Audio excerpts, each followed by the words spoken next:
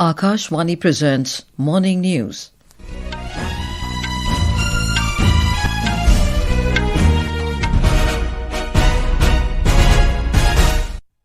Good morning, I'm Anuja Kumar. The headlines. Prime Minister Narendra Modi speaks to Sri Lankan President and assures him of continued support in rehabilitation after devastation by Cyclone Ditwah. Government issues directions for pre-installation of Sanchar Saathi App in mobile handsets manufactured or imported for use in India.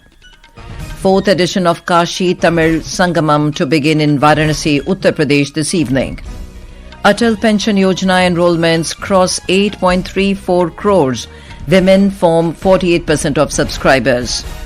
And India kick off their campaign at Women's FIH Hockey Junior World Cup with 13-0 victory over Namibia in Santiago, Chile.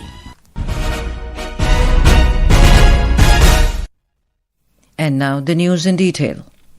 Prime Minister Narendra Modi held a telephonic conversation with the President of Sri Lanka, Anura Kumara Dissanayake, yesterday and assured him India's continued support to Sri Lanka under the ongoing Operation Sagar Bandhu in providing rescue and relief to distressed persons. Mr. Modi assured that India, in line with its vision Mahasagar and its established position as the first responder, will continue to extend all necessary assistance in the coming days as Sri Lanka undertakes rehabilitation efforts, resumes public services, and works towards restoring livelihoods across the impacted regions. During the conversation, President Dissanayake also conveyed his deep gratitude for India's assistance in the wake of the disaster and appreciated the swift deployment of rescue teams and relief materials. He also conveyed the appreciation of the people of Sri Lanka for India's timely and effective response efforts. The Prime Minister also expressed his condolences on the loss of lives and widespread devastation in Sri Lanka in the wake of Cyclone Ditwah. India has intensified its humanitarian mission in Sri Lanka as the island reels from the devastating impact of Cyclone Ditwah, which has triggered massive floods and landslides. Authorities now confirm 390 deaths and 352 people still missing, while rescue and relief efforts continue across hard-hit districts as access gradually improves. Under Operation Sagar Bandhu, India has expanded medical, rescue and logistics support, reinforcing its role as Sri Lanka's first responder. A C-130J aircraft brought around 10 tons of medical supplies, including Bhishma modular trauma cubes, alongside an IAF medical team. Meanwhile, INS Sukanya arrived at Trincomalee port in the eastern province and delivered 12 tons of essential relief for immediate distribution. We have more from our correspondent. Rescue operations intensified across Sri Lanka as Indian teams worked alongside Sri Lankan authorities and forces. Indian Air Force Mi-17 helicopters evacuated 96 stranded people, including 3 critically injured survivors from flood-hit areas, while delivering over 5.5 tons of urgent rations and medical supplies to cut-off communities. On the ground, NDRF teams continued life-saving missions, pulling 43 people, among them infants, pregnant women and the elderly, from areas unreachable by road, with search efforts still underway. As major rivers threaten to overflow again, India's Operation Sagar Bandhu remains fully engaged, reinforcing responders and supporting Sri Lanka through its most perilous hours. Ahmed Moin Farooqi, Akashvani News, Colombo.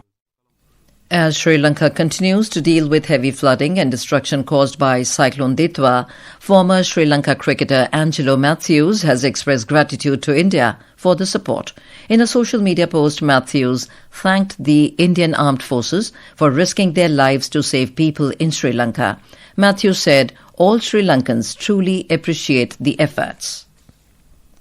The northeast monsoon has become vigorous as deep depression located near North Tamil Nadu and South Andhra coast remained stationary during the past 6 hours, about 50 kilometers east of Chennai, 160 kilometers east of Cuddalore and 140 kilometers south of Nellore.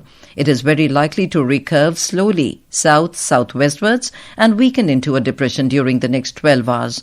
The minimum distance of the center of the deep depression from North Tamil Nadu Puducherry coast is about 35 kilometers. The Weather Department has raised a red alert to Chennai, Tiruvallur, Chengalpattu and Kanchipuram districts for another 24 hours.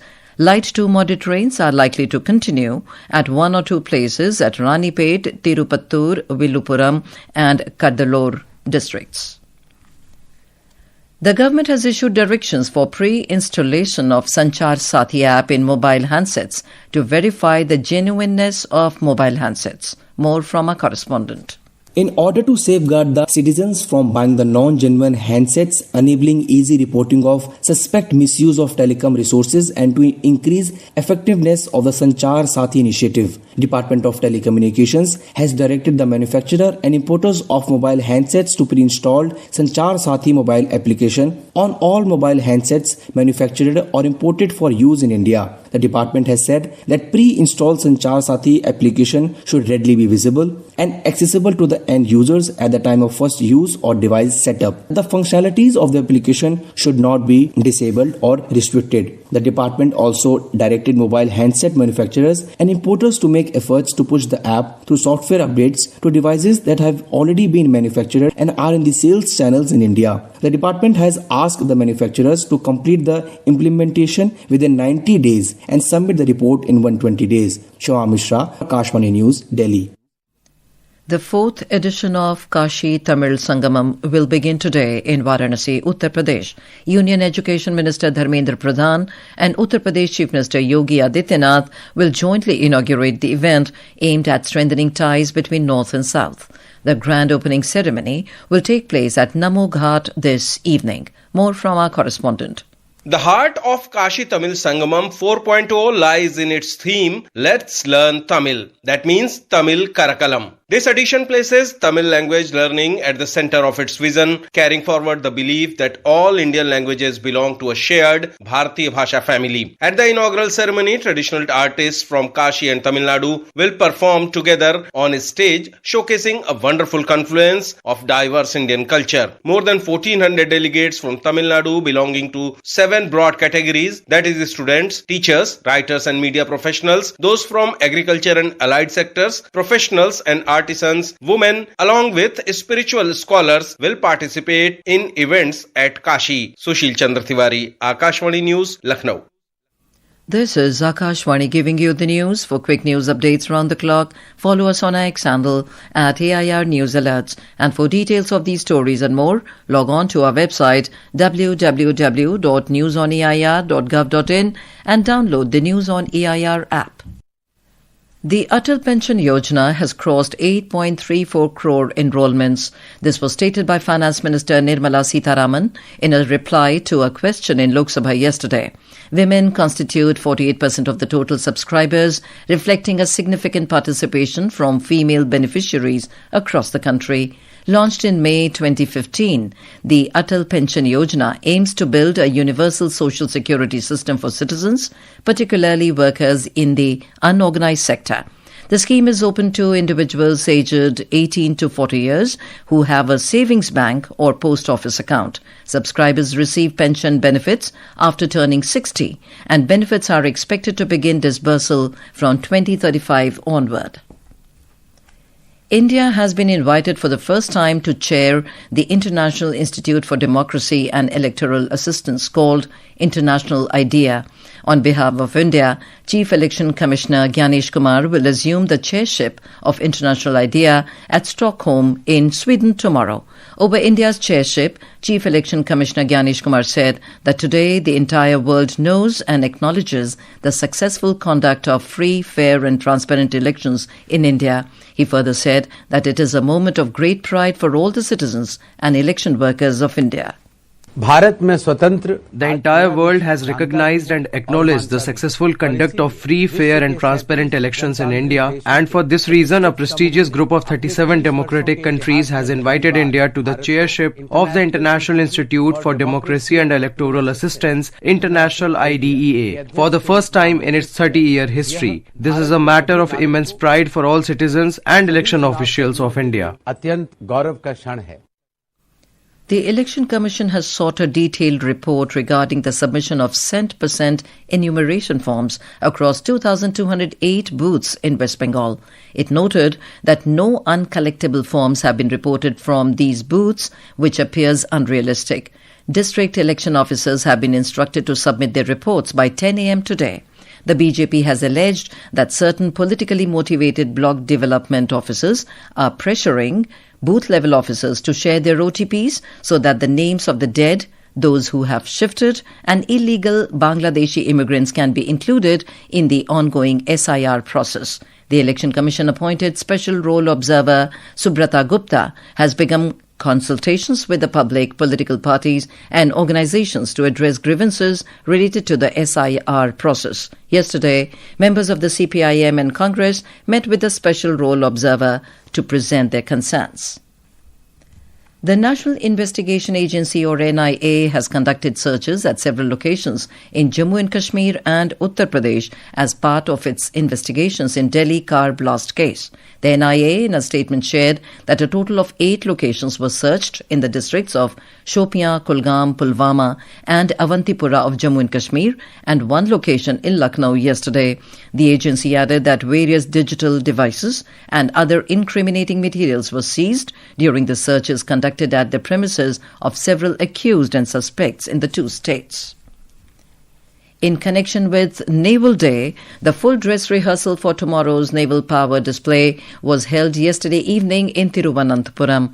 The main naval exercise with President Draupadi Murmu as chief guest will take place tomorrow from 4:30 p.m. onwards. More from our correspondent. INS Vikrant drew public attention during the full dress rehearsal conducted on Monday evening at Shankumukham near Thiruvananthapuram. Excitement soared as the fighter aircraft took off from the aircraft carrier, captivating the large crowd that had gathered to witness the rehearsal. Another highlight was the demonstration of rescue and defense operations carried out during the mock shipwreck situation. The sequence was presented so realistically that it resembled an emergency situation. The event concluded with naval parade, showcasing the discipline and strength of the Indian Navy. Smidhi M. Palluruthi, Akashvani News, Thiruvananthapuram. And on to sports. In women's hockey, the Indian junior team began its campaign in the FIH Junior Women's World Cup with a 13-0 win against Namibia in Santiago, Chile. With this win, India climbed to the top of the table. Hina Bano and Kanika Sivach scored hat-tricks, while Sakshi Rana struck a brace. Binima Dhan, Sonam, Sakshi Shukla, Ishika and Manisha each scored a goal. India will next face Germany tomorrow, followed by Ireland on Friday in their final pool stage match. In men's hockey, India will be up against Switzerland in the final group league encounter ahead of the knockout stage at the FIA Junior Men's World Cup in Madurai, Tamil Nadu today. The match will begin at 8 p.m. And now for a look at today's newspapers, it's over to Subhadra Ramachandran. Thank you, Anuja. In the Sun Times reports on the direction of the Supreme Court saying suspect's role and gravity of offence must guide bail decision. The Hindu writes Supreme Court gives CBI free hand to stop digital arrest scams. Enhancing our climate readiness, the Delhi International Airport now replenishes more water than it consumes by harvesting rainwater, recycling wastewater and reducing consumption, becoming the country's first airport handling more than 40 million passengers a year to achieve water positive status, states the pioneer. Cricket, hockey to be core sports for 2030 Commonwealth Games after 32 years, cites the Times of India. And finally, under the headline New Kids on $1 billion AI block, the Economic Times mentions about an Indian origin entrepreneur and 2 other co-founders becoming the youngest self-made billionaires, beating Mark Zuckerberg's 2-decade-old record. And with that, it's back to you, Anuja. Thank you, Subhadra. And now, before we end the bulletin, the headlines once again. Prime Minister Narendra Modi speaks to Sri Lankan President and assures him of continued support in rehabilitation after devastation by Cyclone Ditwah. Government issues directions for pre-installation of Sanchar Saathi App in mobile handsets manufactured or imported for use in India. 4th edition of Kashi-Tamil Sangamam to begin in Varanasi, Uttar Pradesh this evening. Atal Pension Yojana enrolments cross 8.34 crores. Women form 48% of subscribers. And India kick off their campaign at Women's FIH Hockey Junior World Cup with 13-0 victory over Namibia in Santiago, Chile. And with that, we end the morning news. Have a nice day.